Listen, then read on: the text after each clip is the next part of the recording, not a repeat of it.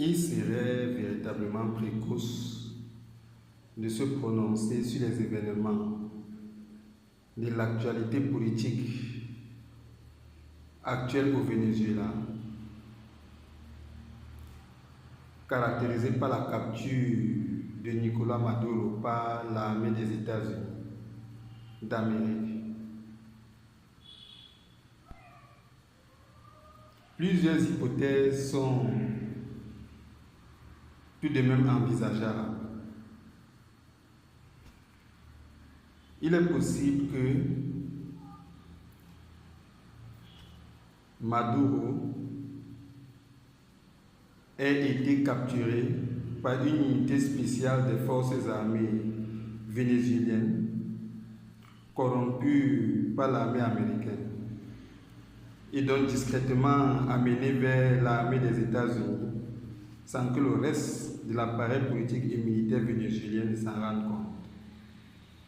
Alors, le politique états-unien aurait pu donc déguiser cet acte sous la forme d'un exploit militaire héroïque de l'armée des États-Unis.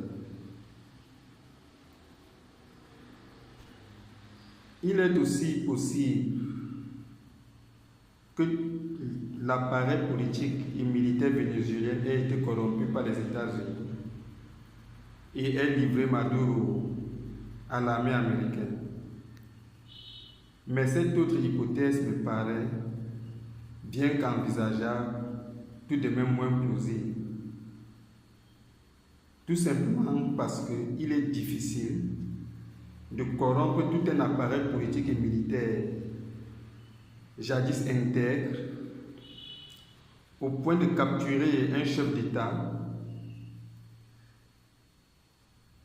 faisant partie de cet appareil politique et militaire sans qu'il n'ait une opposition quelconque d'une fraction au moins de cette armée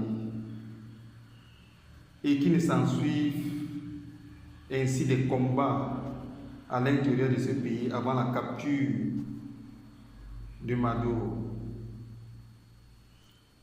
On a vu en Irak que pour prendre Saddam Hussein, il y a eu des combats. Pour capturer Kadhafi, il y a eu des combats à l'intérieur du territoire libyen. Donc cette autre hypothèse me paraît quand même moins plausible, mais tout de même on pourrait l'envisager. Une autre hypothèse aussi qu'on pourrait prendre en compte serait que Maduro lui-même se serait corrompu et coopérerait secrètement avec le politique états-unien. Des soupçons pesaient sur lui par rapport à son rapprochement du milieu du narcotrafic colombien. Or, qui parle du narcotrafic colombien parle du politique états-unien. Ce sont les politiques des États-Unis qui contrôlent le narcotrafic de la Colombie. Et la production de la drogue en Colombie ainsi que son acheminement vers le marché des États-Unis, le marché international. Quand Donald Trump dit qu'on détruit les embarcations contenant de la drogue sur les eaux maritimes vénézuéliennes, ce n'est que de la poudre aux yeux de l'opinion publique internationale.